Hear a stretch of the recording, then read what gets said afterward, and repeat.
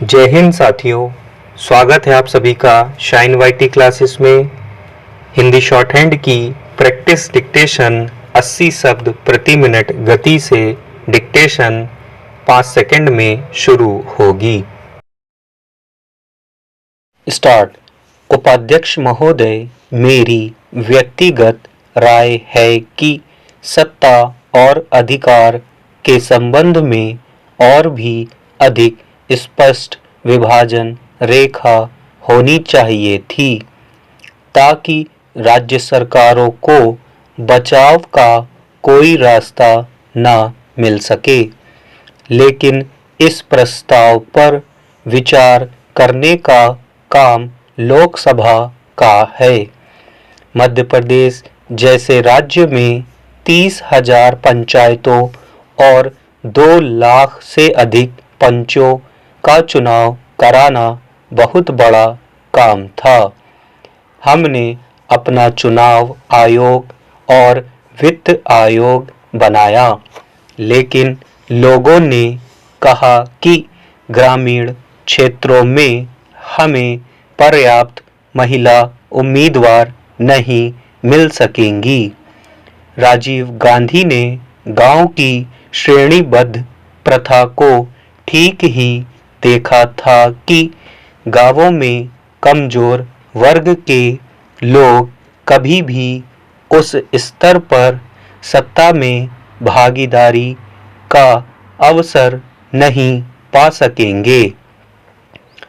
हमारे सामने एकमात्र विकल्प यह था कि महिलाओं, अनुसूचित जातियों, अनुसूचित जनजातियों और पिछड़े वर्गों के लिए सीटें सुरक्षित कर दें। इसलिए हमने यह आरक्षण देने का काम शुरू किया। लेकिन यह प्रश्न उठाया गया है कि किस प्रकार अलग-अलग चुनाव निशानों सहित 4 अलग-अलग पेटिकाओं में एक निरक्षर ग्रामीण यह जान सकेगा कि पंच के लिए हवाई जहाज के निशान पर, सरपंच के लिए डोलची के निशान पर, ब्लॉक सदस्य के लिए बैलगाड़ी के निशान पर वोट डाला जाए। फिर भी हम अपने कार्यक्रम के अनुसार चलते रहे। हमारे पास अलग-अलग रंगों के मतपत्र थे और आश्चर्य है कि मतदाताओं को अपनी पसंद के उम्मीदवार का चयन करने में कोई कठिनाई नहीं हुई। हालांकि इस चुनाव में कुछ पैनल भी थे। प्रत्येक शक्तिशाली व्यक्ति के पास पंच से लेकर जिला परिषद सदस्य का अपना पैनल था। इस घटना से भारतीय मतदाता की परिपक्वता का पता चलता है। इससे यह पता चलता है कि एक निरक्षर भारतीय नागरिक के पास सामान्य समझ और प्रतिभा की कमी नहीं है। हमने प्रक्रिया जारी रखी और चुनाव संपन्न हुए।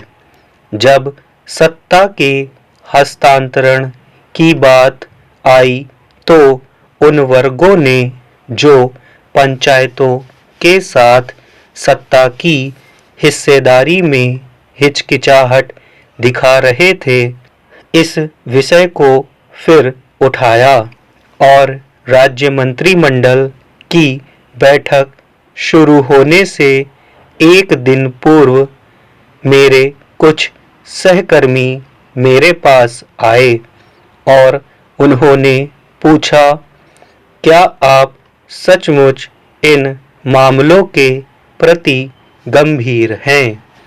मैंने कहा, यह एक ऐसा वचन है जो हमने स्वयं ही किया है और इससे पीछे हटने का प्रश्न ही पैदा नहीं होता। उपसभापति जी, भारत में अगली पीढ़ी के लिए हमारे इतिहास के निर्माण के लिए पहला कदम उठा लिया है।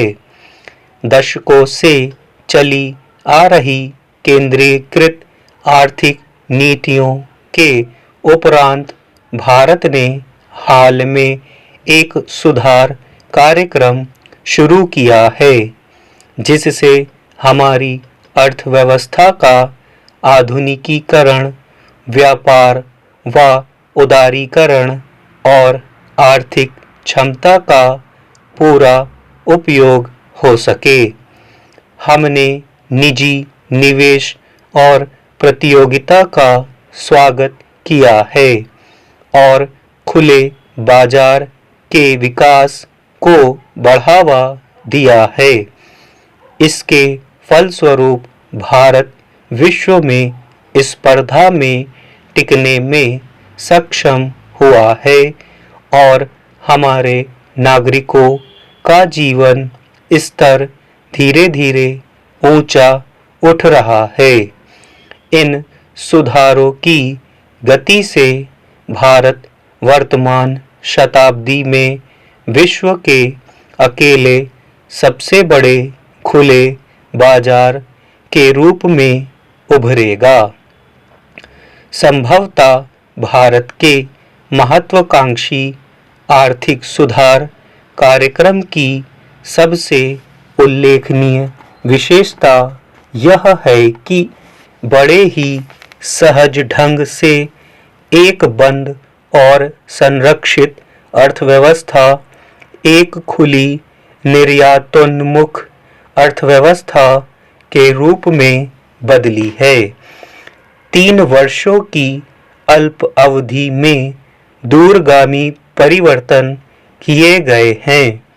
इसके साथ ही सामाजिक व्यवस्था पर पड़ने वाले गंभीर परिणामों के निराकरण के लिए तत्काल कारगर कदम उठाए गए हैं। इन कदमों तथा आमतौर पर भारत की विभिन्न राजनैतिक विचारधाराओं की सहमति के फलस्वरूप इस सुधार प्रक्रिया को अपनी एक विशिष्ट गति मिली है। भारत में हो रहे इन परिवर्तनों का भारत अमेरिकी आर्थिक संबंधों पर काफी प्रभाव पड़ा है और इनसे दोनों देशों को लाभ हुआ है। नए आर्थिक संबंध बनाने के क्षेत्र में अमेरिकी फर्में अग्रणी रही हैं।